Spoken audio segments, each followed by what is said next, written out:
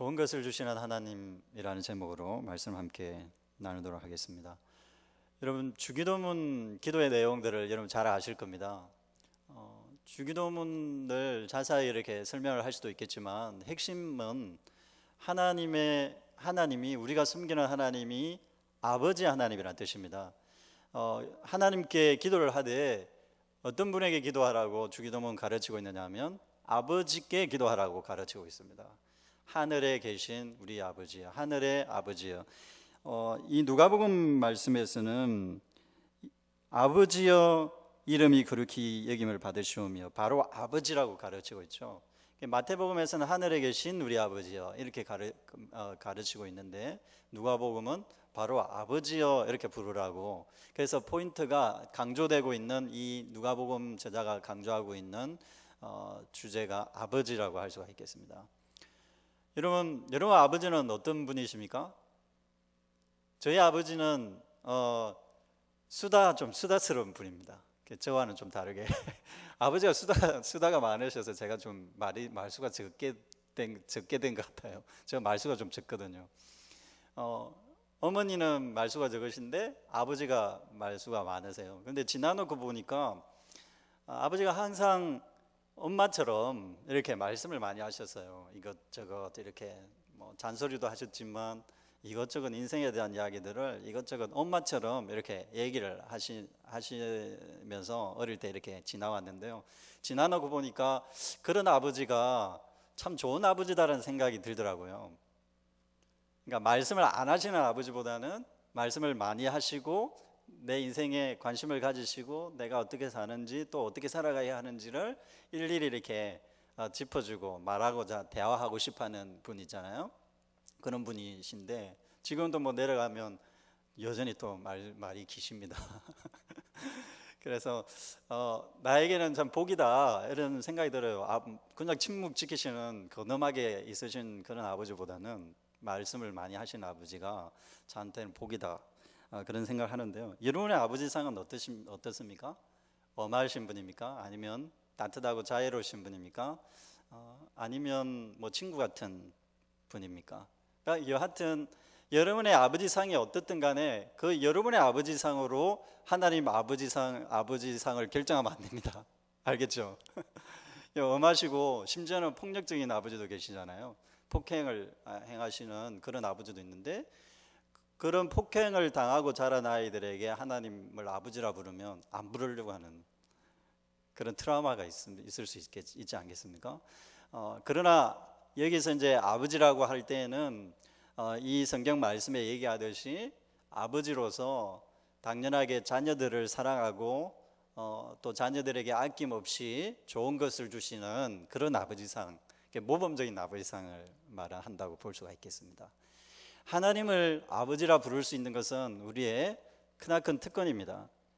우리가 신앙생활을 처음 시작할 때 하나님을 아버지라 한번 불러봐라 하면 실제로 우리가 어색합니다. 하나님을 아버지라 부르는 것. 저도 초등학교 2학년 때부터 신앙생활을 했는데요. 그때 기억이 좀 있어요. 어렴풋하게 하나님 아버지 이렇게 기도하시는데 처음 예배를 드리러 갔을 때 참 어색하더라고요. 하나님을 아버지라 부르는 게, 아버지가 계신데 하나님을 아버지라 부르는 것, 또 그것도 보이지 않는 분인데 아버지처럼 이렇게 친근하게 이야기하는 게 좀 어색하게 들리고 좀 그 어린 마음에 이게 뭐지 하는 그런 생각을 했던 적이 있습니다. 그런데 신앙생활 쭉 하면서 하나님을 아버지라고 제가 불렀던 게 초등학교 때는 잘 못 부르고 중학교 2학년 때 하나님을 아버지라고 이렇게 진하게 부른 적이 있어요.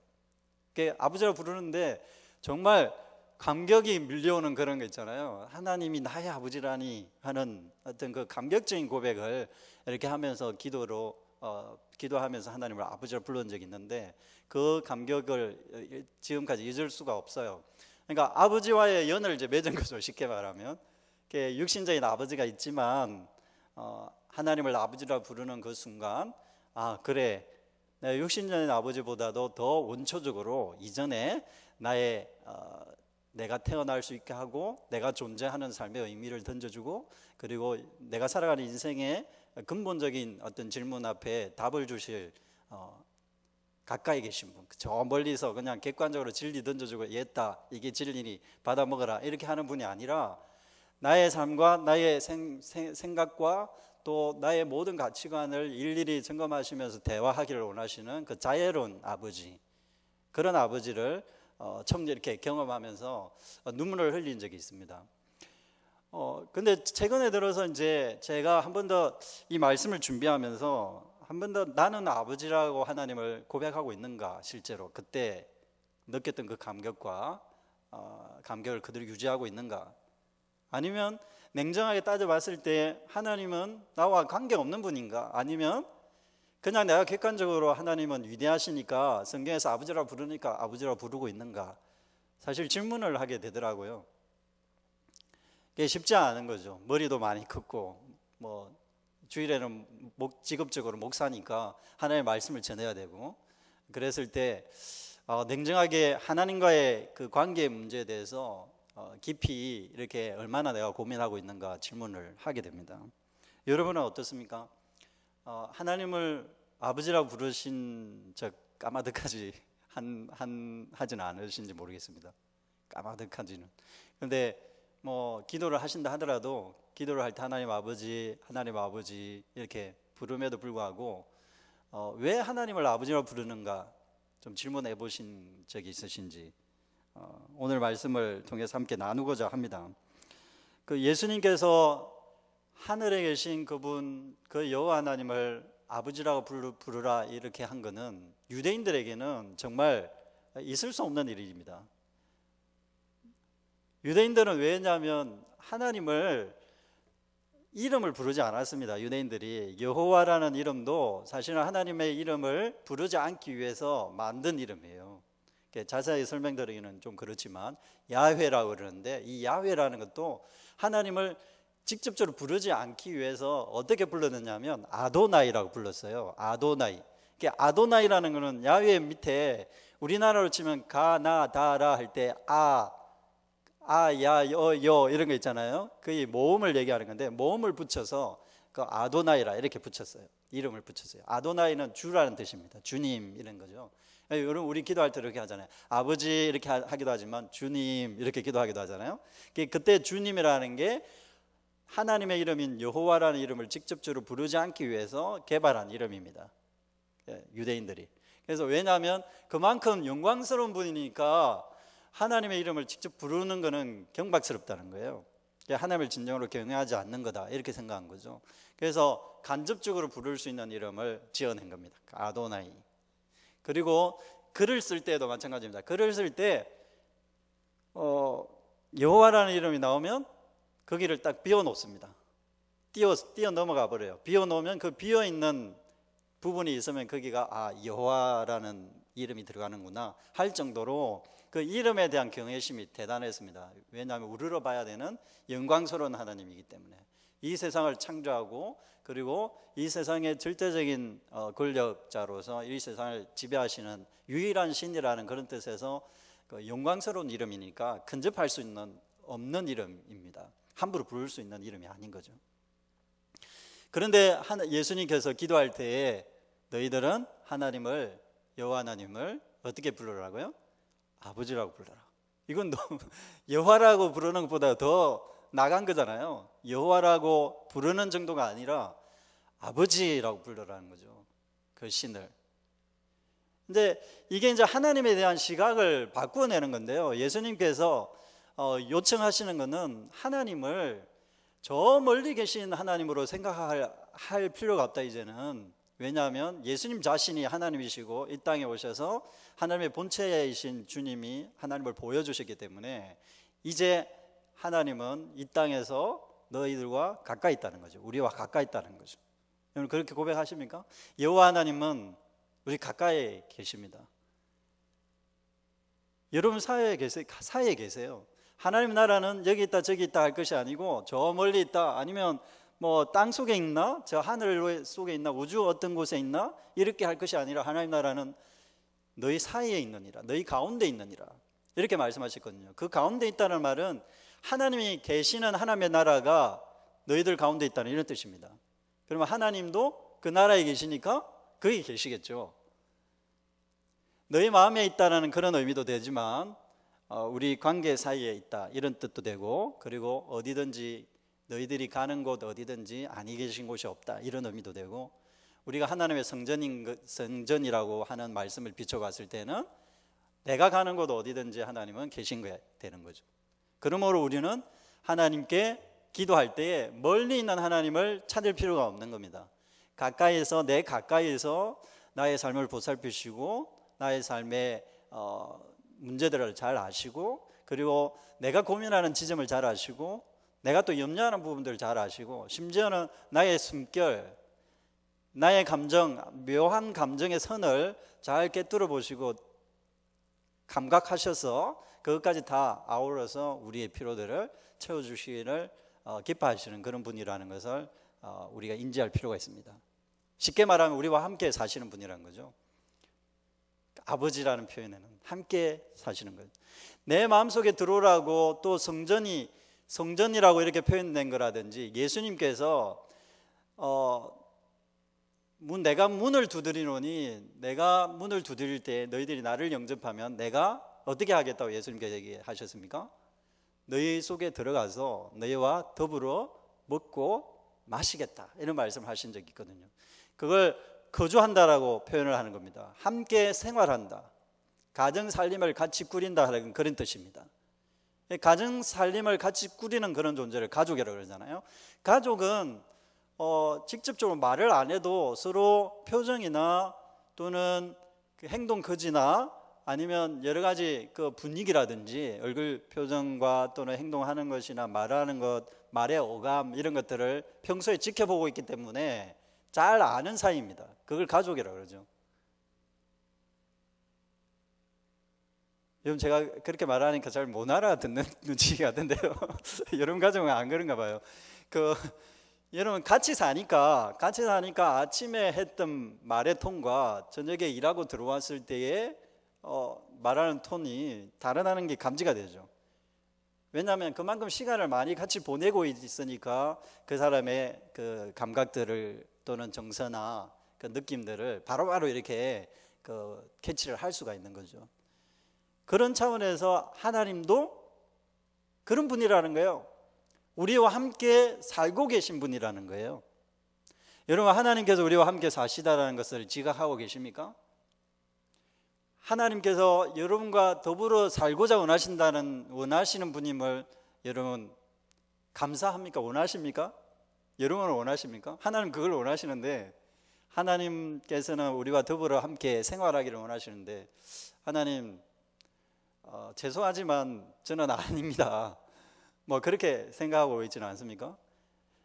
예수님은 사실 거리두기를 하는 신앙생활을 했잖아요. 하나님을 믿기는 믿는데, 하나님을 섬기기는 섬기는데 그냥 우주적 하나님이고 권능 많으신 그런 하나님이고 객관적인 하나님이고 우주를 다스리시는 하나님이라는 걸 내가 믿는데, 내 삶은 다스리는 분이 아니야, 내 삶에는 관여하지 마십시오 하는 그 거리두기를 하는 신앙에 대해서 도전을 하는 용어라고 할 수 있습니다. 하나님을 아버지라 부르는 것은. 그래서 어떻게 보면 친근한 말이기도 하지만 한편으로는 하나님을, 그 부담스러운 하나님을 나의 생활 안으로 모셔야 된다라는 그런 절박한 어떤 필요도 있는 거예요. 무슨 말씀이냐면, 여러분, 하나님을 아버지라 부르는 것이 나에게 항상 복된 것만 아니라는 거예요. 우리가 하나님께 기도할 때에 하나님 아버지 이렇게 기도하는데, 예수님께서 가르치신 기도의 내용들을 살펴보면, 한번 보십시오. 그 2절을 한번 보십시오. 예수께서 이르시되 너희는 기도할 때 이렇게 하라. 아버지여, 어떻게 하라고요? 이름이 거룩히 여김을 받으시오며. 뭐가 임하시라고요? 나라가 임하시오며. 이렇게 기도하라는 거죠. 거룩히 여김을 받는데, 이름이 거룩히 여김을 받는데 어디에서 이름이 거룩히 여김을 받겠습니까? 하늘에서? 그게 아니에요. 하나님의 이름이 이 땅에서 거룩히 여김을 받으십시오. 나의 삶 속에서 거룩히 여김을 받으십시오. 내가 하나님의 이름을 부를 텐데 내가 하나님의 이름을 부르는 그 부름을 통해 하나님의 이름이 거룩히 여김을 받으시기를 바랍니다. 얼마나 부담스러운 말입니까? 사실은 내가 하나님의 이름을 부를 텐데 그거는 특권이죠. 하나님의 이름을 부를 수 있는 거는. 그런데 또 다른 한편으로는 상당히 부담스러운 일이에요. 내가 하나님의 이름을 불러야 되니까. 하나님의 그 영광스러운 하나님의 이름을 부를 수 있는 특권이 주어진 동시에 그것은 동시에 내가 하나님의 이름을 거룩하게 해야 된다는 의무감, 하나님의 이름을 거룩하게 하기 위해서 내가 정말 하나님 백성답게 살아가야 된다라는 그런 또 윤리적 삶, 그런 삶이 따라와야 된다는 부담감이 주어지는 겁니다. 하나님 아버지와의 관계를 맺는 것 나에게 복된 일이지만 동시에 하나님 아버지와의 관계 속에서 하나님의 아버지의 아들, 딸이라는 것, 하나님의 자녀다운 삶을 동시에 요구한다는 거예요. 하나님의 나라가 임하게 해달라는 것도 똑같은 말입니다. 하나님 나라가 어디에 임한다고요? 우리 삶에 임하는 거죠. 그래서 하나님을 아버지라 부르는 거 친근감을 표현하는 건데 동시에 그 친근한 만큼 삶의 부담감이 있을 수밖에 없는 거죠. 여러분 그런 적 있잖아요. 내가 어떤 친구를 사귈 때 그 친구와 친해졌으면 거리가 있었는데 친해졌으면 했는데 친해지고 나니까 상당히 부담스러운 사이 그런 거. 예를 들면 공부를 잘하는 친구를 사귀었다. 그러면 괜히 나도 열심히 공부를 해야 될 것 같은 부담감이 생기고 정말 윤리도덕적으로 깔끔하게 잘 생각하는 친구들 사귀면 욕설 하면 안 되겠다. 저 친구 앞에서는 그런 부담감이 생겨요. 갑자기. 이것도 여러분 잘 이해를 못 하시네요. 그런 적이. 네, 저는 그렇더라고요. 그러니까 공부 잘하는 친구 사귀게 되면 거리 두고 있을 때는 저 친구가 좀 가까웠으면 좋겠다 생각했는데 막상 친해지니까 상당히 나도 저 친구처럼 공부 잘해야 되겠다는 부담감이 생기고 괜히 저 친구니까 친한 친구니까. 그리고 예를 들면 잘 사는 친구, 경제적으로 잘 사는 친구 사귀어도 좋겠다며 싶어서 처음에 그렇게 했는데 또 막상 친해지니까 괜히 내가 꿀리고 그러더라고요. 부담감이 생기더라고요. 좋은 예는 아니지만 하나님 아버지가 권능이 많으시고 하나님 아버지가 우리에게 좋은 것을 주실 수 있는 분인데 그 좋은 것을 주실 수 있는 그분을 막상 친하게 지내려고 하다 보니까 하나님 나라가 내 삶에 임해야 되는 거예요. 하나님 나라가 내 삶에 침투해 들어와서 가까이 와야 되는 거예요. 왜? 하나님과 친하니까. 하나님과 아버지 사이니까. 내가 자녀고 자녀이면 아들이고 딸이면 그 하나님 아버지와 비슷한 삶을 살 수밖에 없는 거죠. 같이 사는 존재이니까. 그래서 이 기도, 예수님께서 말씀하시는 이 기도에는 이 이중적인 내용이 들어있다고 볼 수가 있겠습니다. 그리고 더 나아가서 어떻게 기도하라고 말씀하십니까? 일용할 양식을 구하라. 우리에게 날마다 일용할 양식을 주시옵고 이렇게 구하라고 하죠. 이것도 이중적입니다. 하나님께서 우리의 삶을 책임지신다 하는 말이죠. 믿으세요? 하나님 아버지께 우리의 삶을 책임지십니다. 아무도 아멘 안 하시네요. 하나님께서 우리의 일용할 양식을 책임지십니다. 네, 기회를 드리겠습니다. 우리가 이렇게 고백을 해야 됩니다. 이 기도를 하나님께 하라는 거예요.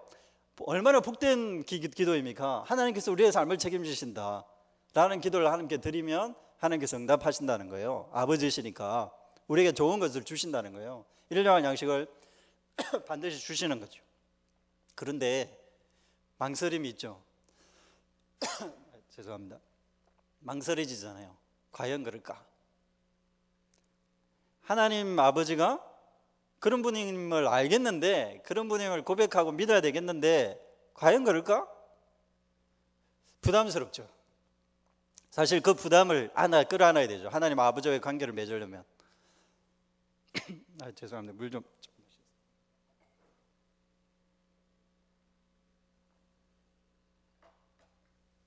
무슨 말씀이냐면 하나님이 우리의 일용할 양식을 책임지신다 하는 거 얼마나 좋은 말씀입니까? 실제로 그렇게 하나님께서 하시기를 원하시고 그걸 기꺼이 여기시고 좋은 것을 우리에게 주기를 원하십니다. 우리에게 좋은 것은 우리가 매일매일 우리에게 필요한 것을 누군가가 준다면 그것만큼 좋은 게 없죠. 그래서 일용할 양식을 구하라 그런 겁니다. 이집트에서 이스라엘 백성들이 노예 생활을 하고 탈출하게 됐습니다. 모세와 더불어 광야에서 잠시 생활할 때 하나님께서 주신 것이 만나잖아요. 이 만나는 이게 뭡니까? 라는 뜻인데요. 이게 뭐지? 이런 이름입니다. 이름 자체가 이게 뭐지?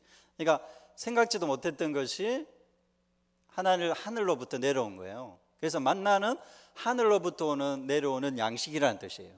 보통 이제 생명 양식이라 이렇게 표현하는 거고, 그런데 생명 양식, 하늘로부터 내려오는 양식 이러니까 정말 고상하게 느끼잖아요. 그런데 일용할 양식이었습니다. 한 번 거두고 하루치만 거두게 돼 있었어요. 더 이상 거두면 안 돼요. 그러니까 한 가정당 한 바구니만 거두게 돼 있어요. 그런데 내일 먹으려고 두 바구니 거두서면 어떻게 됩니까? 한 바구니는 썩어버립니다. 그게 이제 일용할 양식의 특징이죠. 어디를 바라보라는 거예요? 하나님을 바라보라는 뜻이죠. 그러니까 일용할 양식의 의미는 아버지 하나님께서 책임지실 테니까, 아버지가 책임질 테니까 자녀들인 우리는 아버지를 믿고 살아라는 그런 얘기입니다. 그래서 네가 걱정할 일이 아니라는 그런 뜻이죠. 아버지가 있으니까.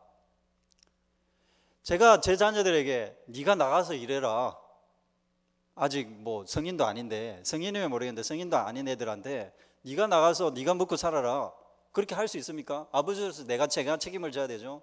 능력 없어도 그렇게 해야 되지 않겠습니까? 그러니까 네가 걱정할 일은 아니라는 거죠. 큰딸이 항상 그런 걱정하거든요. 아빠 뭐 먹고 살아? 아빠는 무슨 일해? 그렇게 묻습니다. 그러면 자기가 봐도 걱정이 되나 봐요. 근데 자기가 걱정할 일이 아니죠. 네가 왜 걱정하냐? 아버지가 걱정할 일이죠.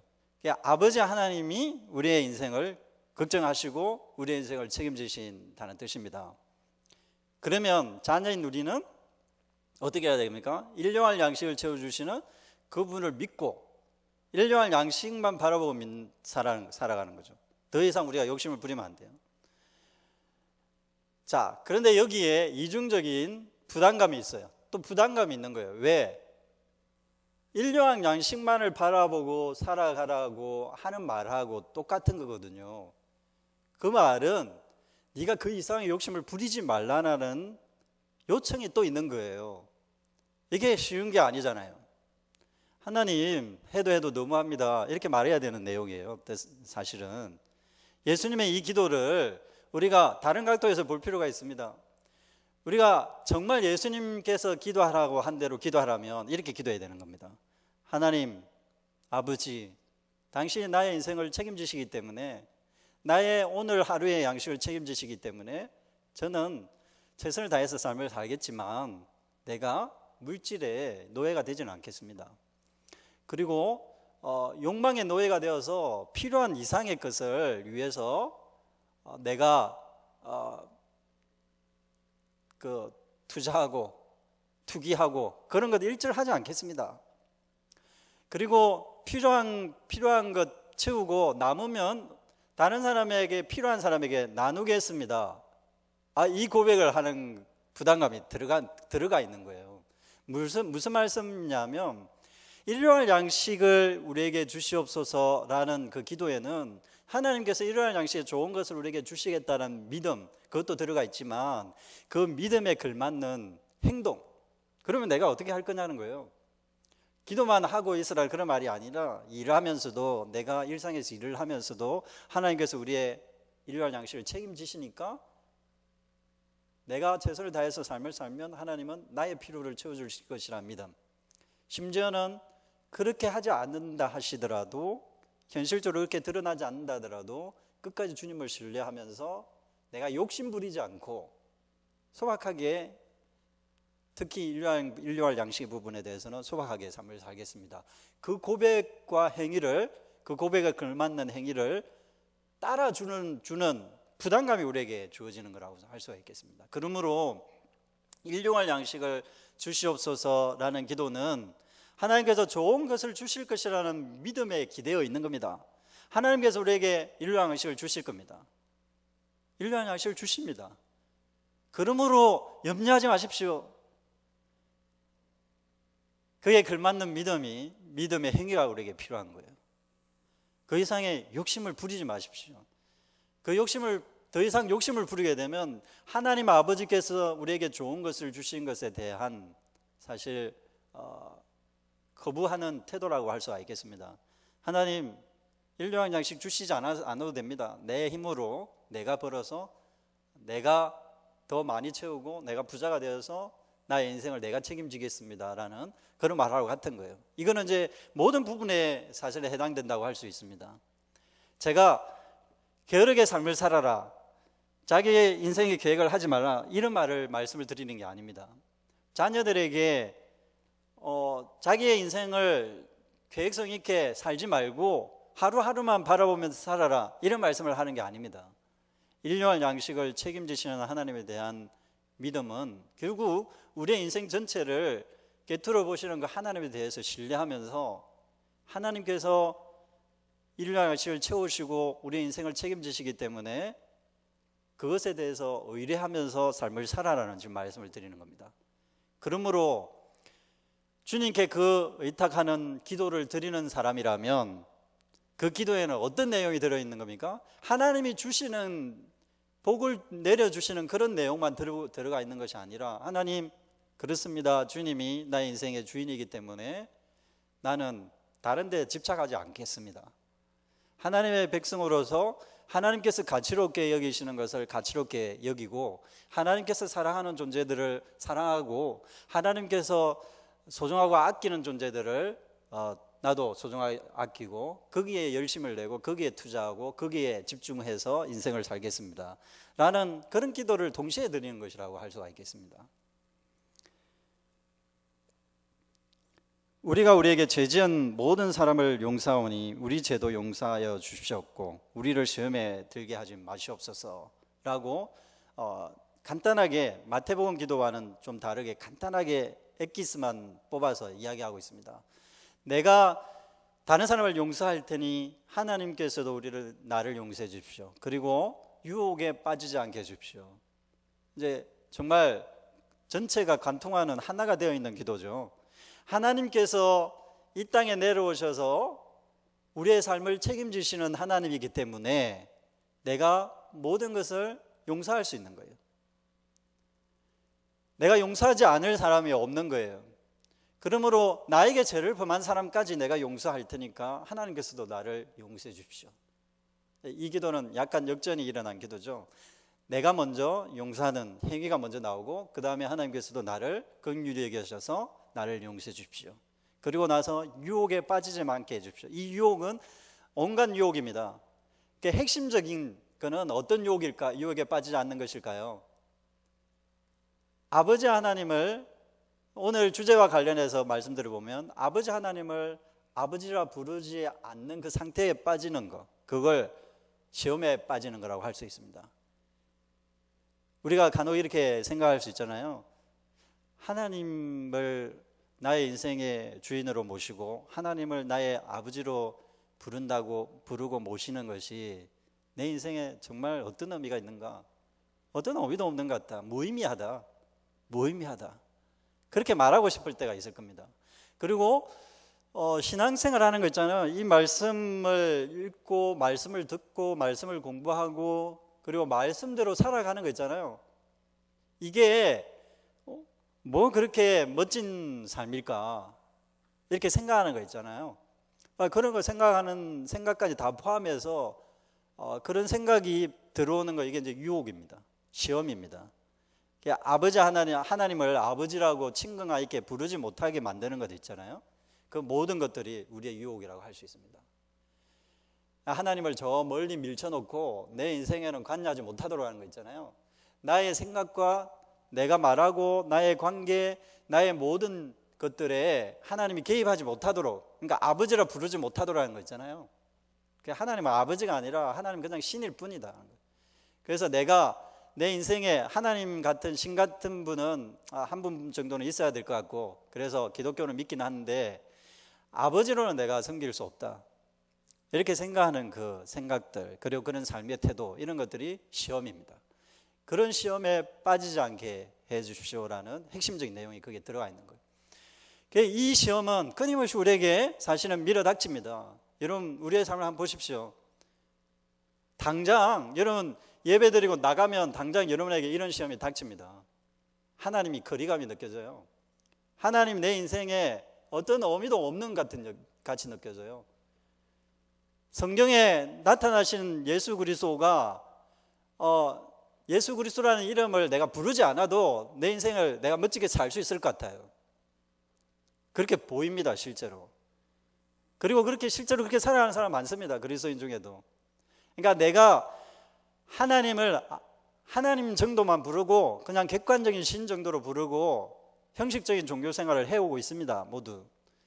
그 정도로 하겠다는 거예요. 그 정도로 하고 이제 주일 예배 드리고 나가면 이제 내 인생이 시작하는 거예요. 내가 주인이 되어서 인생을 시작하는 거예요. 하나님의 말씀과 하나님의 아버지로서 나한테 권면해주고 나에게 애정을 베풀어서 말씀하시는 그 음성을 들으려 하지 않습니다. 그게 유혹입니다. 그 유혹에 빠지지 않게 해주십시오. 그 시험에 빠지지 않게 해주십시오 라고 마지막으로 기도함으로써 아버지 하나님을 내 인생에 끌어들여서 자유로운 아버지 하나님이지만 또 한편으로는 성가신 하나님, 성가신 아버지처럼 대하라는 거예요. 제가 말씀드렸죠. 저희 아버지 성가신 분이에요. 너무 말씀이 많으셔가지고 그런 분 없으면 좋겠다고 어릴 때 진짜 생각했어요. 예배를 신앙생활을 하신 지 얼마 안 돼가지고 열정이 불타오셔가지고 매일 예배를 드리시는 거예요. 가정 예배를. 얼마나 성가신지 우리를 위한다고 그렇게 예배를 드리시는데 너무 성가셨어요. 그러니까 아버지가 아니면 좋겠다. 저분이 우리 아버지가 아니면 좋겠다. 그러니까 가정 예배 드릴 때만 그렇게 생각한 적이 있어요. 실제로 거짓말 하나 안 보태고 매일 예배를 드리니까. 그런데 그 지나놓고 보면 제 신앙에 그 훈련을 잘 받았던 그 가정 예배 우리 집도 가정 예배 매일매일 안 드립니다 지금. 그렇지만 제가 훈련을 잘 받았던 그러니까 아버지가 아버지의 마음으로 내 인생에 하나님 아버지가 자기가 체험한 하나님 아버지가 내 인생에도 자기 자녀의 인생에도 정말 핵심적인 가치로서 그 어떤 분보다도 어떤 가치보다도 제일 유일한 가치, 제일 첫 번째 가는 가치, 절대적인 가치로 자리매김했으면 좋겠다라는 그런 마음가짐에서 아버지가 저에게 또나 자녀들한테 계속 그렇게 초등학교밖에 나오지 않은 분인데 성경을 읽고 가르치고 설교하시고 그렇게 하셨거든요. 그 설교가 머리가 커지면서 그건 아닌데 하는 부분도 많이 있었습니다에도 불구하고 그 아버지의 마음을 지금은 이해가 돼요. 뭘 말씀드립니까? 지금 당장 나가버리면 여러분 예배드리고 나가면 그 하나님 아버지는 여러분 어떤 관계에 있습니까? 아무 관계도 없는 분으로 전락하고 있는 그 시험에 들지 않게 해달라고 기도하셔야 됩니다. 쉽지가 않아요, 생각보다. 그래서 그 기도를 해야 됩니다. 하나님 아버지, 내가 절대적인 당신이 이 우주를 창조하신 창조자 하나님으로는 믿는데 나의 인생의 주인이라는 건 내가 고백할 수 없습니다. 그리고 나의 인생의 아버지로서 내 인생의 가치를 다 책임지시고 나의 인생의 모든 세밀한 부분까지 얘기하시는 그런 자유로우면서 성가시는 하나님으로 내가 인정할 수 없습니다. 소소한 것 하나하나 간섭하시는 그런 하나님으로 내가 인정할 수 없습니다. 그런 유혹에 항상 우리가 빠진다는 거예요. 그런 유혹에 빠지지 않도록 우리가 간구해야 할 것입니다. 오늘은 시간이 지나서 오늘 뒤에 있는 부분들은 제가 다음 시간에 계속 말씀드리겠습니다만은 뒤에 있는 말씀들이 왜 함께 엮여서 이해가 되어야 하느냐면 그것입니다. 여러분 어떤 벗이 있었습니다. 그러니까 옆집에 누가 같이 살았던 것 같아요. 가까운 곳에서 살았는데 밤늦게 어떤 사람이 한 사람의 집에 찾아왔습니다. 그런데 저녁을 안 먹었어요. 밤늦은 시간입니다. 다 잠자야 될 시간인데 늦게 들어왔습니다. 그런데 먹을 것을 대접해야 돼요. 줄 게 없습니다. 그럼 어떻게 하겠습니까? 당장 줄 게 없는데 줘야 된다면 옆에 있는 이웃에게 가서, 가까이 지내는 사람에게 가서 음식을 좀 빌려야 되지 않겠습니까? 그런 정황을 지금 비유로 말씀을 하고 있습니다, 예수님께서. 그래서 옆에 들어가서 문을 두드립니다. 여러분, 이것입니다. 여러분, 기도라는 것은 성가시게 하는 거예요. 성가시는 과정이 없으면 어떤 관계도 만들어지지 않아요. 진정한 친구라는 것은 벗됨을 인하여서, 벗이라는 것 때문에 주지는 않겠지만 성가시게 하는 것 때문에는 줄 것이다, 이렇게 말을 하고 있는 거거든요. 여기 이 비유가 끈덕지게 하는 기도, 끈질긴 기도, 인내하는 기도, 그리고 문 밖에 서서 줄 때까지 서 있는 그 성가신 태도, 그걸 얘기를 하는 겁니다. 그러니까 벗이라는 그 관계 때문에는 주지 않을지 모르겠지만 그냥 모른 척하고 있을 수 있지만 성가신 사람 앞에서는 관계가 맺어지지 않을 수가 없는 거예요. 그게 이제 그 비유의 핵심적인 부분입니다. 내용입니다. 성가신 그 태도 때문에, 성가시게 하는 것 때문에 줄 것이다. 그리고 거기 안에 또 하나가 더 보이지 않는 하나의 내용이 들어있는데 뭐냐면, 여기에 빵을 빌리러 간 사람에게 찾아온 이 사람은 나그네입니다. 유대 사회에서 나그네를 대접하지 않는 것은 정말 있을 수 없는 일입니다. 그 어떤 조건 가운데서도 밤늦게 온 사람이든 어떤 상황에서는 그 사람이 가난하든 부자든 할 것 없이, 여자든 어린아이든 할 것 없이 자기 집에 누가 왔잖아요. 손님이 왔잖아요. 손님이 오면 그 사람이 동네 사람이 아니면 더더욱 그 사람을 극진히 모셔야 되는 습관이 있어요. 그런 문화가 있습니다, 유대인에게는.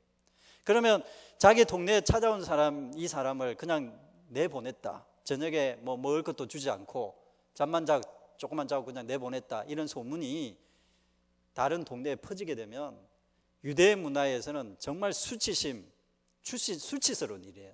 유대인에게서 가장 어렵고 힘든 게 이 수치심이에요. 유대인의 문화의 특징입니다. 그래서 수치스러운 일들은 절대로 일어나서는 안 되는 겁니다. 그런데 나그네를 대접하지 않는 일이 발생했으면 이 찾아온 사람뿐만 아니라 그 이웃들도 공동 책임이 있는 거예요. 공동 책임이 있는 겁니다. 그래서 나그네에 왔다는 것을 알고 이게 성가신 일이지만 자기한테 수치스러운 일이 닥칠지 모르니까 일어나서 음식을 주는 비유를 예수님께서 얘기하고 있는 겁니다. 예수님께서 말씀하시고자 하는 포인트는 뭡니까? 나그네를 대접했다는 거예요. 나그네를 대접하기 위한 관계 맺음, 나그네이지만 가족처럼 생각하고 대접하는 이 태도야말로 기도의 핵심입니다. 하나님 아버지께 좋은 것을 달라고 기도하는 것, 우리 할 수 있습니다. 그 기도가 그렇게 하는 거죠. 그러나 이 기도에는 어떤 태도가 들어가 있느냐 하면, 하나님 나의 피로만을 채워주십시오, 이런 기도의 내용이 아니라, 하나님은 이 세상의 주인이지 않습니까? 나의 아버지뿐만 아니라 여기에 온 이 나그네도 나그네의 아버지이기 때문에 이 나그네에게도 필요한 것을 채워주시는 분입니다라는 고백이 들어가 있는 거예요. 지난주에 이제 말씀했던 내용 중에 사마리아인 비유 말씀을 한번 나눴었습니다. 사마리아인 비유에서 하나님과 이웃과 나 자신이 하나가 되는 그런 경험, 그런 사랑에 대해서 제가 말씀을 전했습니다. 여기도 이제 그 비슷한 게 드러난다고 할 수 있는데요. 기도에는 하나님과 나 자신과 이웃이 하나가 되는 경험을 하는 것이 기도입니다. 기도를 할 때 이기주의적인 기도는 하나님이 들어주신다 하지 않았습니다. 자기의 욕심을 위해서 구하는 기도는 하나님이 들어주시지 않는다고 하셨습니다. 아버지임에도 불구하고. 그게 뭘 생각하라는 거예요? 다른 이웃을 생각하는 거죠. 다른 사람을 위해서 구하는 기도를 하라는 거죠. 곧 일용할 양식을 구하되 자기의 일용할 양식을 위해서 구할 뿐만 아니라 누구까지 생각해야 된다는 거예요? 나의 이웃, 일용할 양식이 필요한 이웃을 위해서 구하고 그들의 필요를 채우기 위해서 내가 구체적으로 행동하겠습니다라는 성가신 일을 감당하겠다라는 그런 기도를 드리라는 거예요. 그래서 기도 자체는 정말 성가신 일을 만들어냅니다. 편한 것 같죠? 기도가 편한 것 같잖아요. 하나님을 아버지라 부르는 순간 정말 친근한 일이 발생할 것 같아 보지만 사실 성가신 일이 만들어지는 거예요. 여러분들이 기도하는 순간 하나님 아버지를 의식할 수밖에 없어요. 하나님의 생각이 무엇인지를 물을 수밖에 없어요. 하나님이 뭘 원하시는지 하나님의 마음을 물을 수밖에 없어요. 성가신 일입니다. 좋은 것을 주시는 하나님은 사실 그 좋은 것이라는 그거는 말씀에 이렇게 마무리하고 있잖아요. 13절에 너희가 악할지라도 좋은 것을 자식에게 줄 줄 알거든 하물며 너희의 하늘 아버지께서 구하는 자에게 뭘 주시지 않겠느냐? 성령을 주시지 않겠느냐? 좋은 것은 성령님입니다.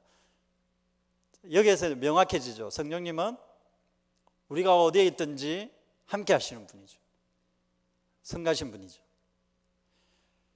좋은 것을 주시는 이 하나님은 우리로 하여금 하나님도 의식하고 이웃도 의식하고 하나님이 원하시는 것이 무엇인지를 의식하는 사람으로 살아갈 수밖에 없는, 그래서 하나님 아버지 안에서 모든 인류는 한 가족이다라는 그런 인식으로 내 주변에 있는 형제와 자매들을 돌아보는 일을 할 수밖에 없는 관계로 이어지게 합니다.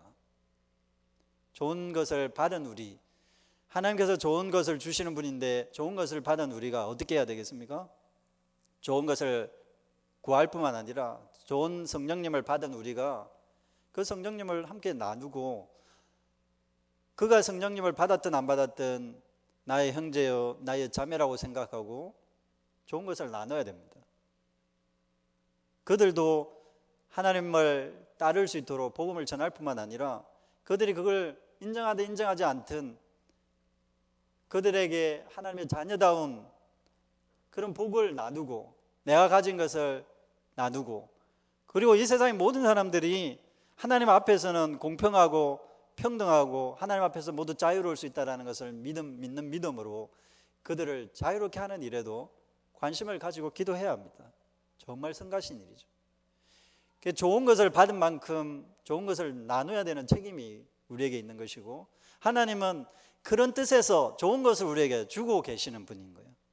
너 혼자 이 좋은 것을 독점하지 말고 모두가 그리스도 안에서 또는 하나님 안에서 모두가 공평하고 평등하니까 이 좋은 것을 다 나누도록 해라. 그러므로 우리는 누가 좋은 것을 가지고 있지 않은지, 누가 하나님의 은혜를 누리고 있지 않은지, 단순히 예수님 믿는 그런 뿐만 아니라 실제로 이러한 양식을 가지고 있지 못한 자들을 돌아봐야 되고, 실제로 부족한 자들을 돌아봐야 되고, 그들을 나의 형제, 나의 자매라 생각하고 보살피고 사랑을 베푸는 삶을 살 수밖에 없는 거죠. 기도는 곧 하나님의 마음을 실천하는 행위와 맞먹는 일이라고 볼 수가 있습니다. 말씀을 맺겠습니다. 여러분, 하나님을 아버지라 부를 수 있는 것 친근한 표현입니다. 동시에 그만큼 승가시게 하는 일입니다.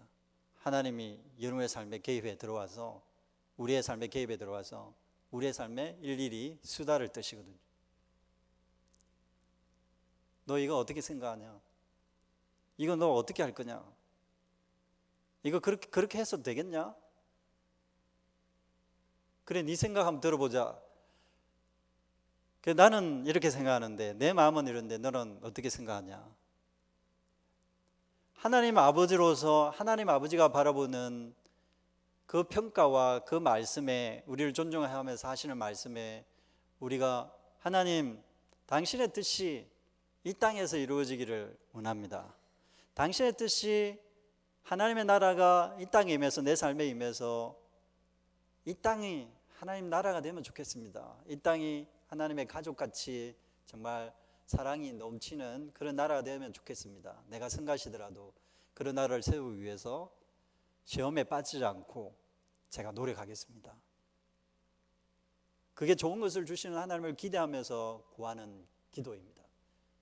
기도하면서 이번 한 주간도 살아가실 수 있는 여러분 되시기를 주님 이름으로 축복드립니다. 기도하겠습니다. 사랑이 많으신 하나님, 우리가 하나님을 아버지라 부를 수 있는 특권을 우리에게 주셨습니다. 주님 감사합니다. 하나님을 아버지로 모시는 이 인생을 우리가 저버리지 않도록 해주시고 끊임없이 우리의 정체성을 확인하며 삶을 살아갈 수 있도록 도와주시기를 원합니다. 동시에 좋은 것을 주시는 하나님 아버지인 동시에 또 우리의 삶이 하나님과 함께 살아야 된다는 이 부담감을 또 우리가 끌어안을 수밖에 없사오니 주님이 우리가 이것이 단순히 성가신 일이 아니라 축복이 될 수 있도록 도와주시기를 원합니다. 하나님의 음성을 끊임없이 듣게 해주십시오. 하나님의 마음을 항상 알게 해주십시오. 하나님이 말씀하시는 음성을 항상 들을 수 있도록 경청할 수 있는 자세를 허락하여 주시기를 원합니다.